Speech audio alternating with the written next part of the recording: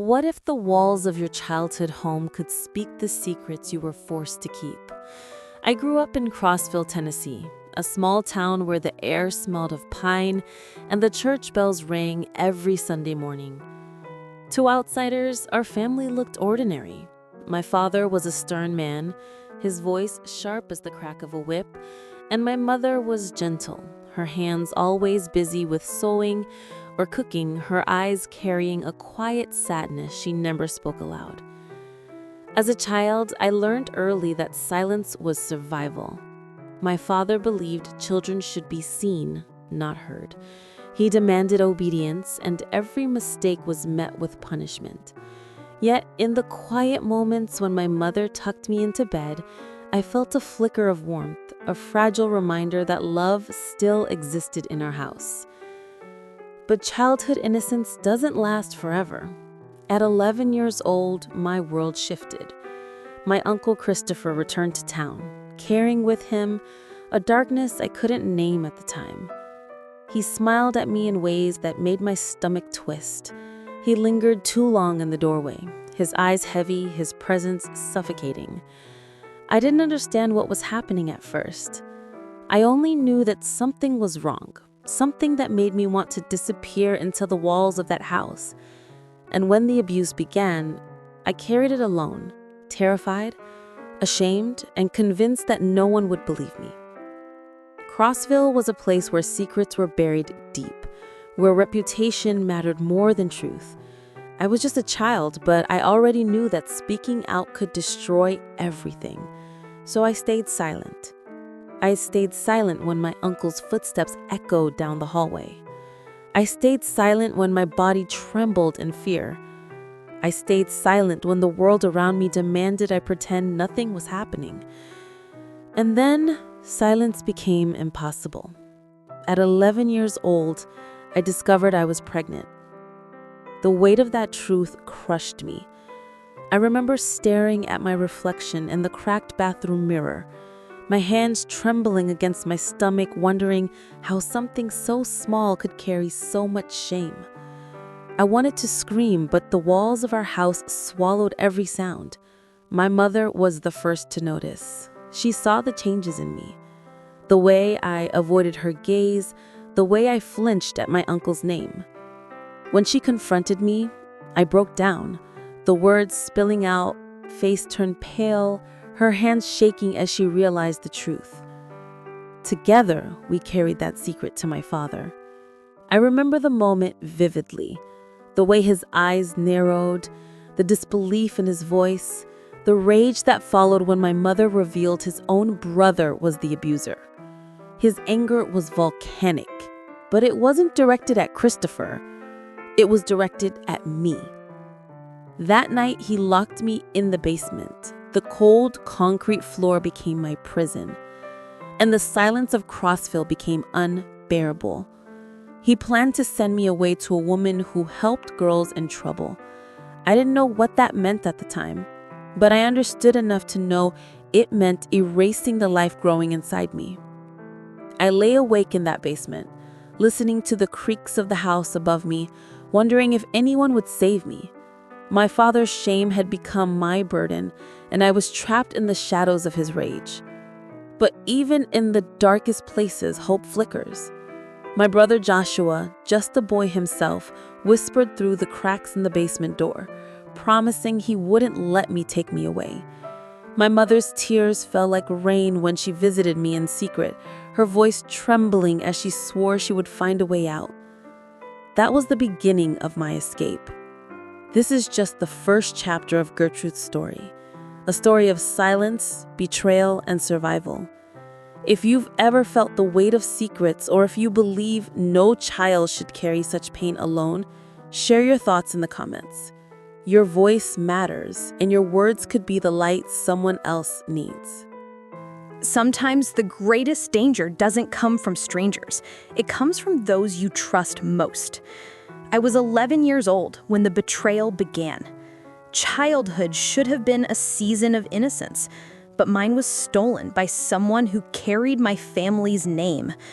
My uncle Christopher returned to Crossville with a smile that seemed harmless to everyone else, but to me, it was the beginning of a nightmare. At first, it was subtle.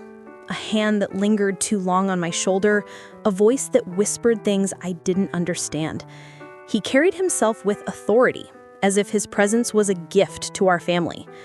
My father welcomed him back, proud to have his brother under our roof again. My mother stayed quiet, her eyes darting away whenever Christopher entered the room. But I felt it.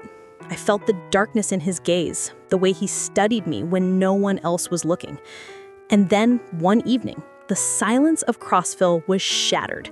He cornered me in the barn, the smell of hay thick in the air, the cicadas buzzing outside like a cruel soundtrack to my fear. His words were sharp, his actions unforgivable. I wanted to scream, but the weight of shame pressed down on me. I was just a child, and yet I carried a secret too heavy for any child to bear. Days turned into weeks, and the abuse continued. I learned to hide my tears, to mask my trembling hands, to pretend everything was fine when my father demanded obedience. But inside, I was breaking. And then came the moment that changed everything. I discovered I was pregnant. I remember the shock, the disbelief, the way my heart pounded as I realized what was happening. I was 11 years old, and my childhood had been replaced by a burden I couldn't comprehend. I stared at my reflection in the mirror, my small frame carrying a life I hadn't chosen. The fear consumed me. How could I tell anyone? Who would believe me? My father worshipped his brother, and my mother lived in constant fear of his anger. I felt trapped, suffocated by the silence of our home. But secrets have a way of surfacing. My mother noticed the changes in me, the way I avoided her gaze, the way I flinched when Christopher's name was spoken. One evening, she pressed me, her voice trembling with worry, and I broke. The words spilled out, jagged and raw, the truth finally escaping my lips. Her face turned pale, her hands shaking as she realized the horror of what had happened. She held me close, her tears soaking my hair, whispering that she would protect me. But I could see the fear in her eyes. She knew the storm that was coming. Together, we carried the truth to my father. I can still hear his voice, sharp and disbelieving, accusing me of lies. But when my mother revealed that his own brother was the abuser, his pride shattered, his anger redirected towards me, as if I were the one who had brought shame upon our family. That night, I felt the weight of betrayal in every corner of our house. My uncle had stolen my innocence, my father had abandoned me in his fury, and my mother's love was powerless against the storm. I was 11 years old, and the world had already taught me that sometimes the greatest danger comes not from strangers, but from those you should have protected you. This chapter is a reminder that silence can destroy lives, and betrayal can come from within. If you believe children deserve protection, if you think communities must stand against abuse, share your thoughts in the comments. Your voice could be the beginning of change. Imagine being trapped, not just in a basement, but in the prison of your own family's shame. The night my father learned the truth, the air in our house turned heavy, suffocating. His disbelief had been loud, his rage volcanic. But when my mother spoke the words, "It was your brother," something inside him broke. His face twisted, not with compassion, but with disgust. And in that moment, I became the embodiment of his shame. He dragged me down the narrow steps into the basement, the smell of damp earth clinging to the walls. The door slammed shut behind me, and the lock clicked like a final sentence. I was 11 years old, locked away, not because I had sinned, but because I carried the evidence of his brother's crime. The basement was cold, the concrete floor unforgiving. Shadows stretched across the walls, and I felt swallowed by them. My father's words echoed in my ears, "You'll go to a woman who helps girls in trouble." I didn't fully understand, but I knew enough to feel terror. I knew he wanted to erase the life inside me, erase the truth, erase me. I lay awake that night, staring at the ceiling beams, listening to the muffled sounds of my family above. Every creak of the floorboards reminded me of the world I was no longer part of. I was a prisoner in my own home, punished for surviving. But even in the darkest places, hope flickers. My brother Joshua, barely older than me, pressed his lips against the crack of the basement door, whispering promises. "I won't let them take you." His voice was small, but it carried the weight of courage. My mother came too, her footsteps soft, her tears falling like rain. She knelt beside me, her hands trembling as she held mine. "We'll find a way out," she whispered, though her voice shook with fear. I clung to her words, fragile as they were, because they were all I had. Days blurred together in that basement. Hunger gnawed at me, fear consumed me, and the silence pressed down like a heavy blanket. I thought of the child inside me, wondered if it could feel my despair. I wondered if it would ever know love, or if it would be erased before it even had a chance to breathe. And then, one night, the plan unfolded. My mother's eyes burned with determination. Joshua's hands shook as he fumbled with the lock. The door creaked open, and for the first time in days, I saw the faint glow of freedom. We moved quickly, quietly, hearts pounding in unison. My father slept upstairs, his shame drowning him in anger, unaware that his daughter was slipping away. My mother led me through the darkness, Joshua close behind, until the night air wrapped around us like salvation. We fled to Knoxville, to the home of my cousin Beatrix. Her arms opened wide, her voice soft with compassion. For the first time in weeks, I felt safe. For the first time in months, I felt seen. But even in refuge, the scars remained. I carried the weight of betrayal, the sting of imprisonment, the knowledge that my own father had chosen shame over love. And though I was free from the basement, I was not free from the memories that haunted me. This chapter is a reminder that silence and shame can imprison the innocent. If you believe courage and compassion can break chains, share your thoughts in the comments. Your words could be the key someone else needs to escape their own basement of fear. Sometimes salvation comes not from the people you expect, but from strangers who choose compassion. When we fled Crossville, the night air felt like freedom. My mother's trembling hands guided me. Joshua's courage steadied me, and together we carried the weight of a secret too heavy for a child. Knoxville was our first stop, and my cousin Beatrix opened her door with arms wide, her voice soft and full of compassion. For the first time in months, I felt safe. Her home smelled of lavender and bread, her laughter filled the rooms, and she treated me not as a burden, but as family. She listened when I spoke, held me when I cried, and reminded me that I was more than the shame my father had chained me to. But refuge is rarely permanent. My father's shadow lingered, his rage echoing even from miles away. My mother knew we couldn't stay forever. Beatrix's kindness was a temporary shelter, but I needed something more, a place where I could begin to heal, where the child inside me could be welcomed instead of erased.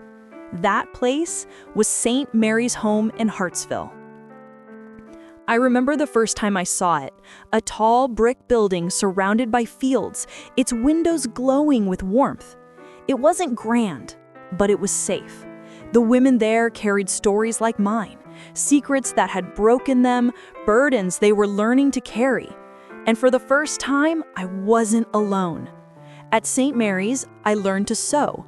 My fingers clumsy at first, but soon the rhythm of needle and thread became a kind of therapy. Each stitch felt like reclaiming a piece of myself, weaving together fragments of a childhood that had been torn apart. The other girls became my sisters. We shared meals, whispered our fears in the dark, and held each other when the memories became too heavy. Their laughter reminded me that joy was still possible, even in the aftermath of pain. Letters arrived from home, each one carrying a piece of the past I had tried to escape. My uncle confessed to the abuse, not out of remorse, but out of revenge against my father. The words cut deep, but they also revealed the cracks in my father's pride. He was consumed with guilt, his rage replaced by regret. I read those letters with trembling hands, torn between anger and sorrow. My father had locked me away, chosen shame over love, but now he was drowning in the truth he had tried to bury. At St. Mary's, I began to process it all: the betrayal, the imprisonment, the escape, the refuge. I carried scars, but I also carried strength. I was no longer just a victim. I was a survivor, a mother-to-be, a girl learning to reclaim her voice. And in that safe haven, I made a choice. I would keep my baby. I would not let shame erase the life inside me. I would not let silence define me. This chapter is a reminder that safe spaces can transform lives. If you believe every woman deserves refuge, if you think compassion can heal wounds that silence cannot, share your thoughts in the comments. Your words could be the shelter someone else is searching for. What happens when the truth finally breaks free from the shadows? At St. Mary's home, the days began to feel lighter. The rhythm of sewing, the laughter of the girls, the quiet prayers whispered at night, all of it stitched together a fragile sense of peace. For the first time, I could breathe without fear. Yet, even in refuge, the past had a way of finding me. It came in the form of letters. The first was from my mother, her handwriting shaky, her words heavy with sorrow. She told me that Christopher had confessed, not out of remorse, but out of spite. He admitted the abuse to wound my father, to expose the cracks in his pride. Reading those words, I felt a storm inside me. Anger at my uncle's cruelty, sorrow at my father's blindness, and a strange hollow ache that no confession could ever erase. Then came a letter from my father. His words were clumsy, his sentences broken, as if guilt had stolen his ability to speak clearly. He wrote of regret, of sleepless nights, of shame that consumed him. He begged for forgiveness, though he had once locked me away, choosing silence over love. I held that letter in trembling hands, torn between rage and compassion. How do you forgive a man who imprisoned you for carrying the truth? How do you reconcile the father who raised you with the man who abandoned you? At St. Mary's, I found myself asking those questions over and over. Forgiveness felt impossible, yet bitterness felt like another prison. I wanted freedom, not just from my father's shame, but from the weight of hatred that threatened to consume me. So I began to write back. My words were not soft, but they were honest. I told him of the pain, the betrayal, the nights in the basement when I thought I would never see the light again. I told him of the child I carried, the life I refused to erase, the strength I had found in the sisters at St. Mary's. And I told him that forgiveness was not a gift I could hand over easily. It was a journey, one I was still walking. As the months passed, I stitched not only fabric, but fragments of myself. Each seam was a reminder that broken things can be mended. Each laugh with the girls was proof that joy can return after sorrow. And each letter was a step toward liberation, not because my father deserved it, but because I deserved peace. When my baby was born, I held him close, his tiny heartbeat steady against mine. In that moment, I understood something profound. Forgiveness is not about excusing the past, but about freeing the future. My son deserved a mother unchained by bitterness, a mother who could teach him that truth, no matter how painful, is always stronger than silence. Gertrude Oliver Sanders. That was my name, but it was also my story. A story of betrayal and survival, of imprisonment and escape, of sorrow and resilience. And in the end, it was a story of truth breaking free, of forgiveness not as surrender, but as liberation.